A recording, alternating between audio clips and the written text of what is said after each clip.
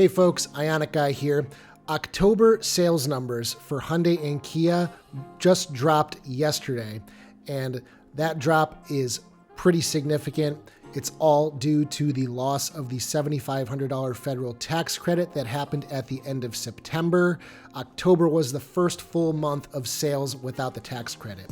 Now, what's most interesting to me is that, at least on Hyundai's side, they continued discounting the Ioniq 5 just as much as they did before the tax credit ended. So you could theoretically go buy a 2025 Ioniq 5 for the same price in October as you could in September. So on paper, there's no real reason why Ioniq 5 sales should have dropped as precipitously as they did, but they did, and I don't really know why. So without further ado, let's take a look at the sales numbers and see how they compared to September. Now, before we talk about these numbers, these are only for the United States. This isn't Canada, this isn't any other country, only the US. So for September of 2025, Hyundai sold 8,408 Ioniq 5s. Now jumping to October, 1,642. That is less than 20% the number that were sold in September. What about Ioniq 6, the sedan that has already been selling pretty horribly? So in September, they sold 814, and in October, they sold a measly 398 units.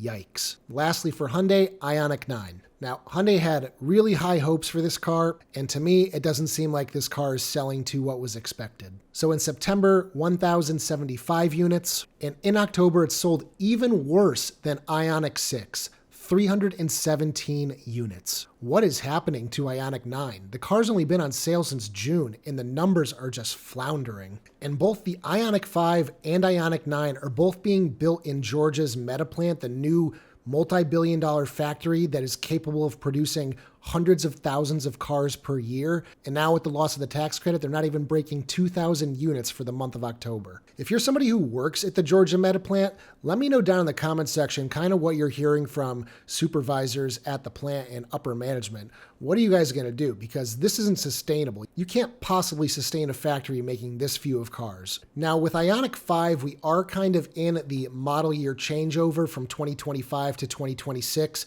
which means they've ramped down 2025 production and 2026 production has already started. So any car coming out of that factory now is a 2026. If you are buying a 2025, it has been on the lot for probably a month or more now. And just looking on the EV4.com in my area, there are still countless 2025 Ioniq 5s for sale. And if you haven't already seen my previous video about 2026 Ioniq 5 pricing, I'll leave a link in the description, but the gist is Hyundai basically dropped the prices across the board by around $10,000 per trim. So my 2025 Ioniq 5 that I leased in January of 2025 stickered for close to $60,000. Now that same car for 2026 with all the same features, nothing has really been removed, is less than $50,000.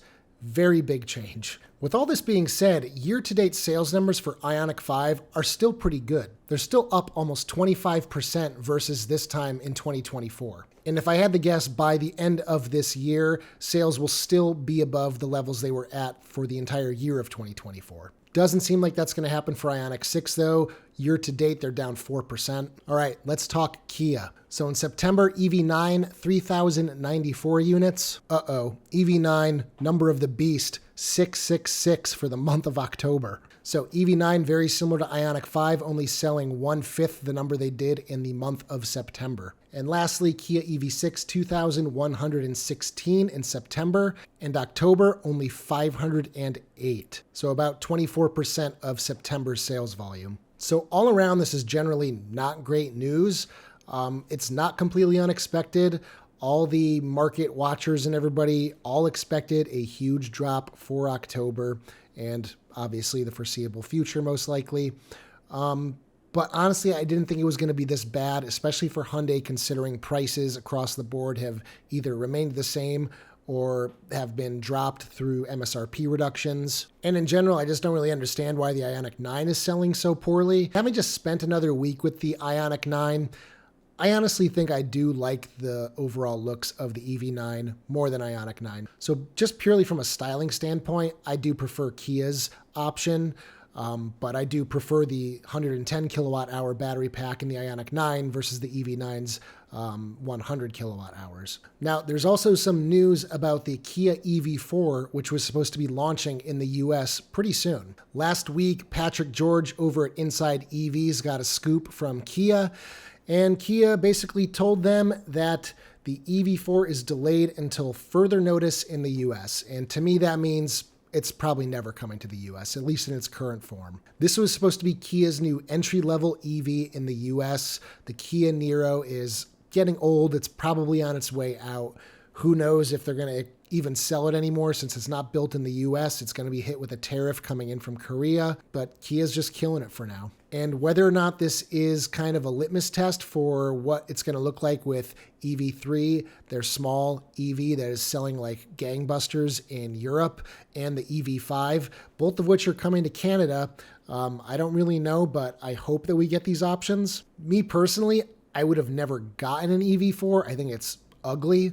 The only version of it I really like is the hatchback, and that wasn't ever coming to the US. So really not for me. I do prefer the Ioniq 6 over the EV4, and the Ioniq 6 isn't a whole class above EV4. 800 volts with the Ioniq 6 versus 400 volts with the EV4, which leads to a longer charging time. And the EV4 is front-wheel drive versus the Ioniq 6 rear-wheel drive. So yeah, if you can't tell overall, this is just really bumming me out, the whole state of EVs in the US. In September, they made up almost 12% market share of new cars in the US. And this month, overall, not just Hyundai and Kia, 5%. So more than a 50% drop in sales volume, but that doesn't mean that I don't have hope that things are going to change in the future. With all of us early adopters of these cars, having leased them, purchased them, and have moved on to new cars, all these cars are now moving into the used market, and I really do think that is where they're going to shine. Sure, they've suffered a ton of depreciation, and that's bad for you and me, but secondhand EV buyers are definitely getting a good deal, so good for them. But let me know how you guys are feeling down in the comments section. How are you feeling after hearing about this massive drop in sales? I'm going to try and keep my spirits up here, though. I'm still going to cover these cars. Nothing's changing there. So anyway, guys, if you liked today's video, give it a thumbs up. If you have an Ioniq 5, Ioniq 6, Ioniq 9, any EV from Hyundai, Kia, or Genesis, check out my store at ioniqguy.com for accessories for your specific cars. I've got all sorts of things there now. And as always, I will see you guys in the next one. Take care, everybody.